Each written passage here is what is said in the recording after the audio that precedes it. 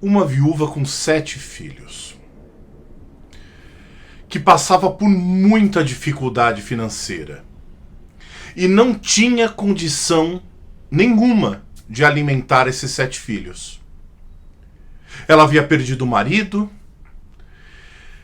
não tinha salário, não tinha trabalho, os filhos com fome e numa dificuldade absurda para educar essas crianças. E aí, sem conseguir trabalho e sem a ajuda de ninguém, ela começou a vender tudo que ela podia da sua humilde casa. Ela já tinha pouquíssimos utensílios, pouquíssimos móveis, mas ela começou a vender tudo que ela tinha para alimentar as suas crianças. Muitas vezes, a fome era tão grande que ela dava água em abundância, copos e copos d'água, para as crianças e as colocava para dormir, para que elas tivessem a vã sensação de saciedade e de barriga cheia. Tamanho era o drama dessa mulher. No entanto, ela tinha uma enorme fé em Deus e uma enorme conexão com a espiritualidade. Confiava e sabia que quando uma porta se fecha, uma outra se abre. E que com fé, perseverança e trabalho, a sua situação iria melhorar. Ela vendeu tudo o que pôde, mas preservou um velho radinho a pilhas, que nos momentos de maior aflição, ela procurava colocar uma música que elevasse o seu pensamento a Deus. E nos momentos de desespero, de muita fome das crianças, uma música que as distraísse. O radinho era o seu maior companheiro nos momentos de aflição. Um dia, ela estava ouvindo uma emissora de rádio e o locutor ele propôs um desafio aos ouvintes, que ligassem para a rádio e provassem a existência de Deus. Alguém que provasse a existência de Deus. A mulher correu para sua vizinha e pediu se podia ligar para a rádio, porque ela tinha a resposta. Ela ligou, o locutor a colocou no ar e ela contou a sua história de dificuldades, da fome das crianças, de como o radinho era seu companheiro, da dificuldade de arrumar trabalho, né, e de tudo que ela tinha vendido dentro da sua casa. O locutor, muito emocionado com a história dela, perguntou a ela se ainda, diante de tantas dificuldades, na falta de tudo, de tanta restrição, ela ainda acreditava em Deus.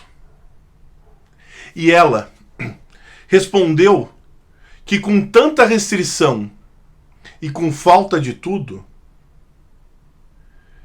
se não fosse Deus, se não fosse a sua fé intacta, se não fosse Deus manter os seus filhos vivos depois de vários dias só com água e algumas migalhas, quem que seria?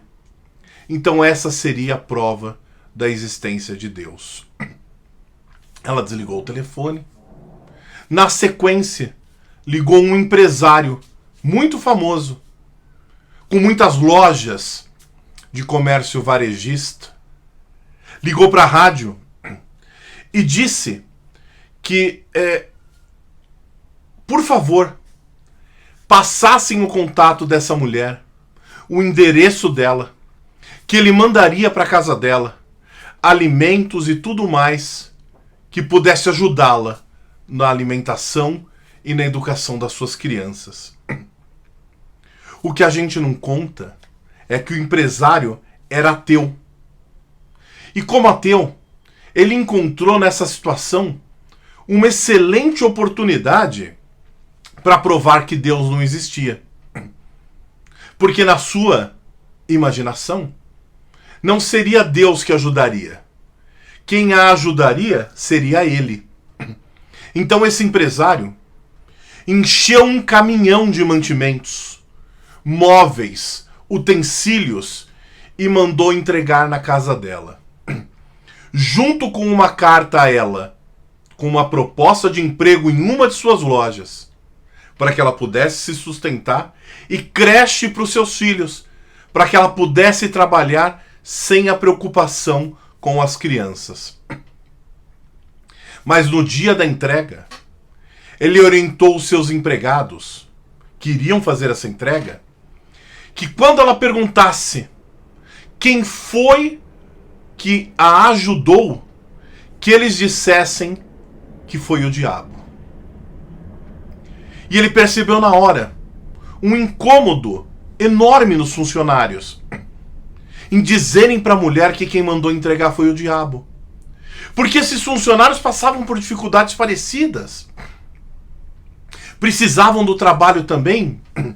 E ele os advertiu. Caso vocês não digam para ela quando ela perguntar se foi o diabo, que foi o diabo, eu mando vocês embora. Vocês serão demitidos. E digo mais, se ela não perguntar, vocês têm que arrumar um jeito de dizer para ela que foi o diabo que mandou tudo que ela está recebendo. No dia seguinte, esses funcionários foram para a entrega.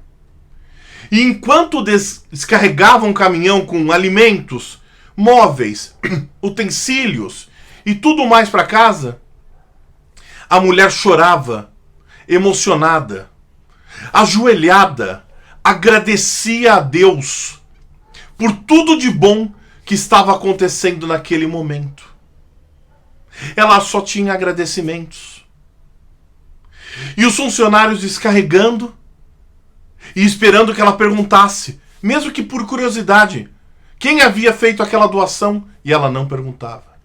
Ela só ajoelhada, fazia prece, emocionada e agradecia a Deus. Os funcionários, então, com medo de serem mandados embora, começaram a perguntar para a mulher se ela não queria saber quem havia feito aquela doação, quem tinha mandado tudo aquilo para ela. Ela dizia que não queria saber. Ela queria só agradecer a Deus por tudo isso que estava acontecendo. Mas o entregador insistiu e disse a ela que mesmo que ela não quisesse saber, ele iria revelar quem mandou entregar. E virou para ela e disse: minha senhora, quem mandou entregar tudo isso para a senhora foi o diabo. E ela, em toda a sua humildade, respondeu: que bom, meu filho, porque quando Deus manda, até o diabo obedece. Vejam o tamanho dessa fé, o tamanho da fé dessa mulher. O que se deve entender por pobres de espíritos? São aqueles que são humildes e não perderam a sua fé? Mas sim, a humanidade ainda não compreendeu o que são os pobres de espíritos. São os humildes, mas não aquela humildade da baixa autoestima, mas sim a humildade de reconhecer tudo aquilo que ignoramos. A humildade de como a dessa viúva, de reconhecer o que já somos e tudo que já podemos fazer, mas de reconhecermos como ainda somos pequenos, em todos os sentidos, para compreendermos Deus. Minhas irmãs e meus irmãos, essa história é para que a gente reflita sobre o trecho do Evangelho segundo o Espiritismo que estamos estudando. O início do capítulo 7, que fala dos pobres de espírito. E essa semana Estudaremos os itens de 1 a 6. A semana passada nós começamos esse estudo nos itens 1 e 2, mas essa semana continuaremos dos itens de 1 a 6, estudando esse tema tão importante, que compreende em duas partes: o que se deve entender por pobres de espírito e aquele que se eleva será rebaixado. Então, minhas irmãs e meus irmãos, eu espero que vocês leiam esse trecho do Evangelho, capítulo 7, itens de 1 a 6. E na quarta-feira, na nossa live do Evangelho no Lar, que acontece todas as quartas-feiras do ano, às 20 horas, nós aprofundaremos os estudos. Nós faremos outras reflexões acerca desse tema tão importante do Evangelho. Fiquem todos com Deus e até quarta-feira.